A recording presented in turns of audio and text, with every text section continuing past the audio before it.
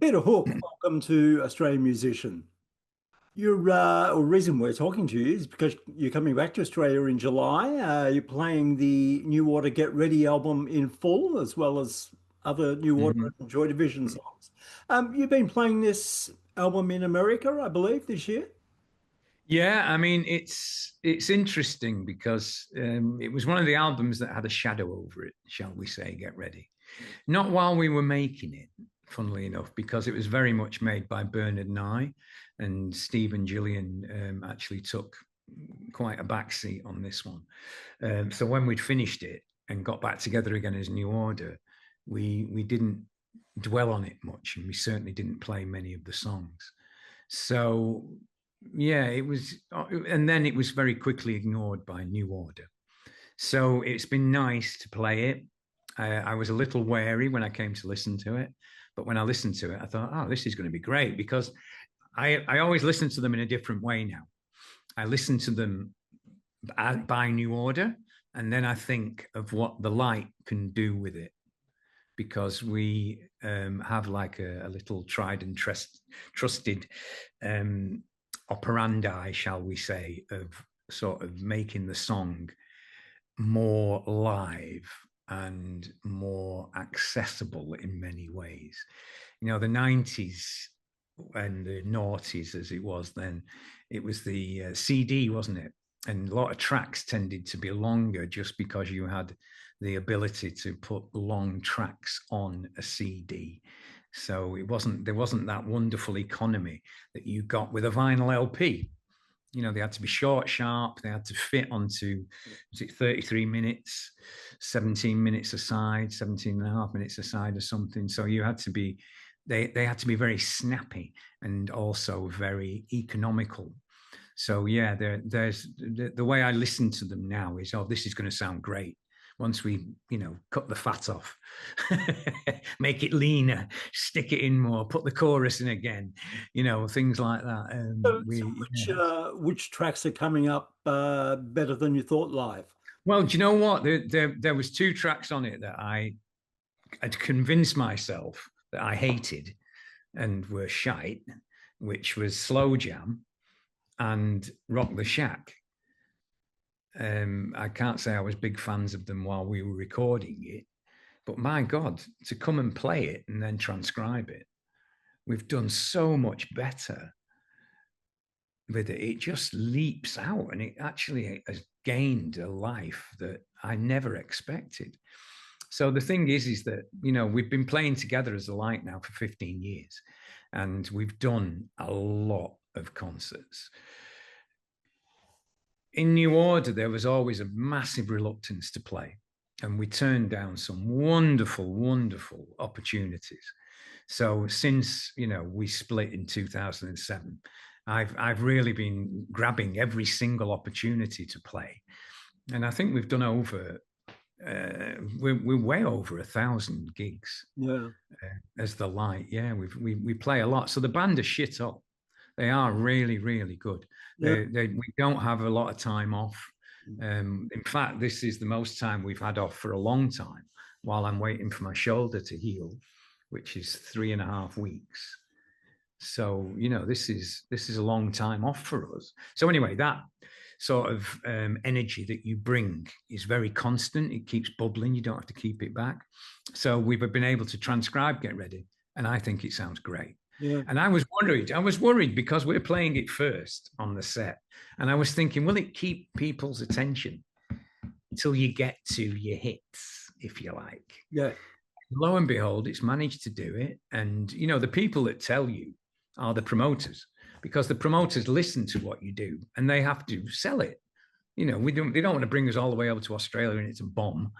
So the thing is that they do listen to it and think if it's got legs, and there's been a few LPs that we've played where the promoters have said, I don't think we can, bring you over because it's too expensive and we can't rely on, the sales. So I think over the years, we've managed to build up a good following. And also the promoters now look at what we've achieved. And so we're able to bring the LPs over as well. It's easy with the greatest hits LPs, Yeah. Substance, dead easy. got so many hits to play. It's just incredible. So yeah, so I'm very pleased that everybody's taken a chance on this one in particular because it's turned out so well. Yeah. So get ready. You brought on a couple of special guests for that. Yes, we did. And you know what was really weird? I went to see Neil Young in Hyde Park about 6 weeks ago. Yeah. And I was in the crowd with my mates, sat there watching Neil Young. And after a while, it's a bloody long day. We had Van Morrison, Cat Stevens, and Neil Young. And it was hot. Yeah. So I thought, I'm going to have to go and have a sit down here. I'm too old, to stand up for all these hours. So I went over and sat down in a little bit of shade. And I was sat next to Bobby Gillespie. Right. I mean, I was like that, Bobby, oh, bloody hell, how weird. And he went, okay, what the fuck? I was like that. Out of, 50,000 people Yeah. to sit down next to Bobby Gillespie. And I said to him, I said, oh, we're playing Get Ready, mate, because he collaborated on it, on Rock the Shack. And he said, yeah. And I said, I'd love it if you want, to come and play with us. And he said, oh, okay. And anyway, we were watching the concert and he turned around to me and he said, okay, he said, do I have to play Rock the Shack? And I went, no, mate, you can do whatever you want. Why? He said, well, can I do Ceremony? So I said, yeah, you can do whatever you want. So hopefully I'm going to cash that in. And Neil Young was amazing, by the way. It Yeah. was a great gig. Yeah, he was fantastic. And Um, it's like I said to me, mate, I said, how old is he? yeah. And I thought, oh my God, I'm never getting out of this business. It's like once you get in it, I went to see Bruce Springsteen and Bruce Springsteen was running about. And I was like, oh, shit, man, I'm never going to get out of this business. I'm going to be doing a Tommy Cooper on stage. Yeah, it's one of those things. And it's certainly a great vocation for keeping you young in playing it. I still have such great fun playing. That it's yeah, God, Yeah. it's a gift without a Um, doubt. Back to the question that I was going to ask. Bobby plays on the album. Also, Billy Corgan. Whose idea Yep. was it to bring those guests onto that album? Well, I mean, it became a bit of a thing at that point in time, 2000s, especially if you were making a comeback, shall we say. Now, we'd been away for a while, and the way we'd gone hadn't really gone down that well with the fans. So we were making a comeback, if you like. So the thing is that the record company suggested we had a few guests, and the lovely young lady from the Scissor Sisters, can't remember her name at the moment. She came along as well. But personally, I was against it because I thought, hang on a minute. I thought we've done all these albums and the albums are for our fans with us playing. Why the hell do we want to have guests? It didn't, sometimes it doesn't make sense to me that because, especially with a band like New Order, it was our 12th LP and all the other 11, you'd built up a following and all of a sudden you were bringing these guests on that were changing your music. I was a little bit suspicious, but I've known Billy for a long time. He looks after my son in the Smashing Pumpkins, obviously. So, and I've known Bobby for a long time. So when they did come along, it sort of dispelled that for me, Yeah. and it was nice to do. It added another layer to what you were doing. And I suppose considering it was only me and Barney doing Get Ready, I suppose it was nice to have the kinship of having Billy Yeah. and Bobby with you So while you were doing it. Get Ready came 8 years after Republic, which I believe wasn't a pleasant album to make. Was, No, was Get Ready a more enjoyable album in the yeah, it was like a second honeymoon, mate. It really was. And Bernard and I had a great time making it. And listening to the record, you can hear that there's equal amounts of bass and guitar. And, there was very much a sharing of the writing, much more so than in a normal New Order record. So it was different. But the trouble was, at the end of it, Barney promised us the world. Oh, I'm not going to be difficult about gigs again. I'm going to be doing loads of gigs because I think this LP is great. And we were like, yeah, yeah, me and the manager. Oh, yeah, this is great. Wow. Well, we've made it. We're back. And then we got to the gigs and he wouldn't gig. And all of a sudden, the things that you'd suffered the first time round, shall we say, reared their ugly heads again. And you very soon realized that in a way, you'd been suckered and it wasn't going to change. And it just went back to being how it was before. Yeah. And I was worried about it. And my wife did try and warn me, don't trust them. Don't trust them. And me, like a lamb to the slaughter. And I just thought, oh, shit. And by the time we got to waiting for the sirens call, it was just exactly how it was before we split up in the first place. Yeah. So, yeah, and it actually got worse. And the attitude I found in the band to the music and to everything we were doing had changed completely. It was just horrible. It was a horrible thing to be around. Yeah. Really was. So if accidentally you found yourself in the same room as those guys all of a sudden, what would be the first thing that came out of your mouth? Yeah, several expletives because the court case that we went through when they took the trademark is still very raw. We never really got a proper resolution to it, even though we did achieve a settlement. It was never resolved. And I thought the way that they did it was completely underhand and uncalled for. And the grief and the trouble they put me and my family through while they did it was uncalled for. And it could have been sorted out and done properly. I mean, it went to court, so the details are known that they tried and still they pay me 2p in the pound for use of the New Order trademark. At that point, they were paying me 1.25 pence. So they get 99, if you like, or 98.75. And I was getting 1p in the pound for the use of the New Order name, which I felt was wrong. Yeah. They didn't.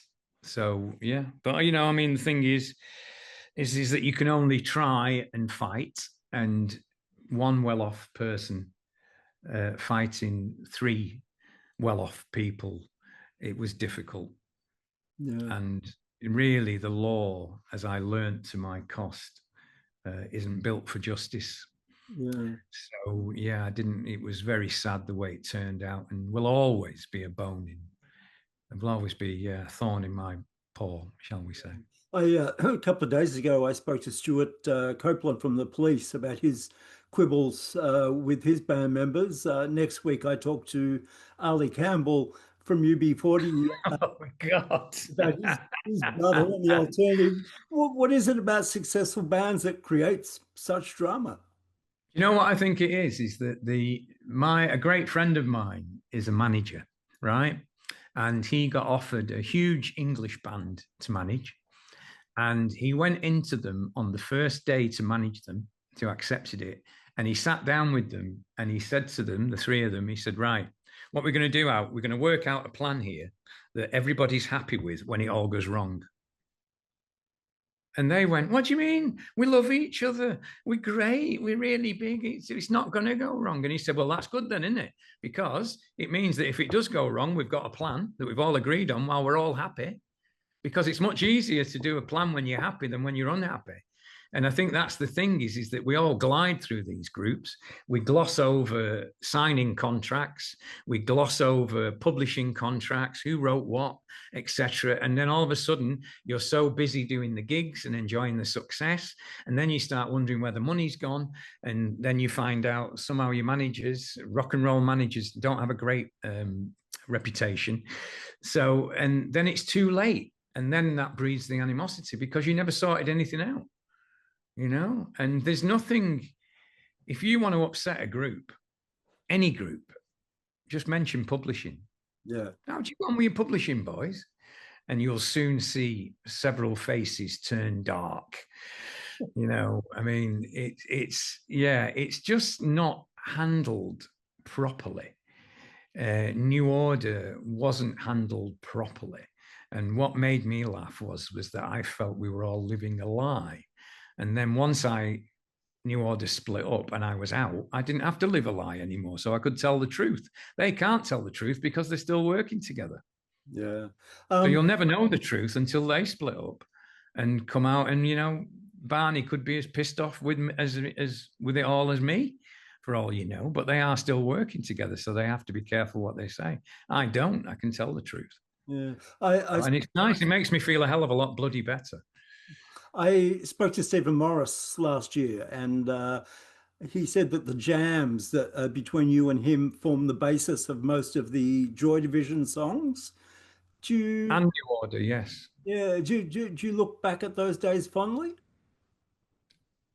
Oh, God. Do you know what? After that 8-year legal battle and the mud that was slung and the absolute awkwardness with which everybody handled it makes me remember nothing fondly.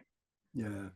And to be honest with you, there's murder behind these eyes. Let's put it that way. And I've never seen them. I saw Steve once on a very bad mediation that didn't work out. And I've never seen Bernard for 11 years, for 14 years now. I've never seen Gillian for 14 years either. And it's extremely sad. Yeah. It really is So extremely if sad. you could sit down now with your younger self at the start of Joy Division, what would you tell him? I'd tell him to get that guy, my mate, that sorts it all out when it all goes wrong. Yeah, that's what you need to do it. When you look at so many bands, Spandau Ballet, oh my God, the list is bloody endless. The Who, they've had so much trouble. And yet this is an area that earns so much money. You think someone would have sorted it out. Yeah. They'd have a template for you to do it. I mean, really, when you form a band, you need a prenup that that's going to lay out what's going to happen when it all goes wrong. And I mean, New Order in my opinion, was snide. They were snide in what they did, and I'm amazed that our fans stuck with them because of it. Amazed, and their behaviour as New Order. They don't sound like New Order. They don't act like New Order. I'm absolutely flabbergasted that our fans stick with them, because to me they sound awful. Yeah. So if someone who'd never heard of your music before asked you to pick one song to explain your musical life, what would you play them? I think it'd be Love Will Tear Us Apart, Yeah. because I think Love Will Tear Us Apart has the joy and the angst as a song. Everybody thinks it's a real upbeat, proper, balls out rock song. And yet it has a real dark message about love in its lyrics that is very well hidden. The angst you go through with the breakup of any relationship, whether it's professional or emotional, just love for a woman or a man or a group, the grief involved in watching something break down is all too true. And those lyrics are a wonderful blend with the music of what's great about music. It's about a message, not only from a musical point of view, but also from a human point of view that Ian was so good at relaying. So I suppose, it would be Love Will Tear Us Apart. I think that the playing between the members of Joy Division was absolutely superb. Each member of Joy Division brought something wonderful to the group and was very equal. No one told Steve how to play drums. No one told me how to play bass. No one told Barney how to play guitar. It just came together, and it was the most balanced group that I've certainly ever been in from a playing point of view. New Order was not like that. We were always trying to put something under the wonky table leg that Ian Curtis had left us, and we did very well to come back from what we went through with Joy Division. But it was never as easy as Joy Division was. Joy Division was always really easy. It was easy to write, it was easy to do because it was more balanced. And I think that that's the thing, you know, you to find that balance. New Order was way out of kilter Yeah. all the time. So you're here in July next year, and Mm. doing the Get Ready album and other fantastic stuff. What does the future hold for Peter Hook and the Light beyond that? Mate, what we do is quite simple. Every time someone comes up with a gig, I do it. Yeah, I'm doing a talk for a dogs trust on Saturday. Okay. And I must admit that I'm as excited about it, apart from the dogs doing my arming in the first place. I'm excited about that as much as any gig we're doing. It's just such a wonderful pleasure to be in a position where people like to hear what you've done, not what you've suffered, what you've achieved, and what you've watched culturally and musically, the way that your career has gone. And yeah, anything I do, I think Barney said to me once, he said, "You'd play in Beirut, you." And I went, "Yeah, I would actually, yeah. I'd love to see Beirut. Sounds like a very interesting place, very dangerous, but very interesting place." And I think he meant it as some kind of, I took it as a compliment. Yeah. So yeah, I mean, I've learned something from every single place that I've been to, and to have a job and be able to do what I do around the world is just such a gift. And I thank God every day for that Sex Pistols concert, because I walked in there like a normal young boy and came out as Peter Hook. Yeah. And Well, really, that is all you can ask for, isn't it? well, you certainly know that Australia will always welcome you, and we look forward to seeing. Oh, it's wonderful. I'm very, very happy. I mean, one of the first early factory record labels was Factory Australasia. Yeah. You know, with a wonderful guy that used to run it, who died recently, actually. Great bloke. So yeah, it's always great to get back there. It really is. All right. Thanks for the chat. It's been great to meet you. You're welcome, mate. And you take care of yourself. We'll see you next year. Take care. Thanks, buddy. Bye bye. Bye.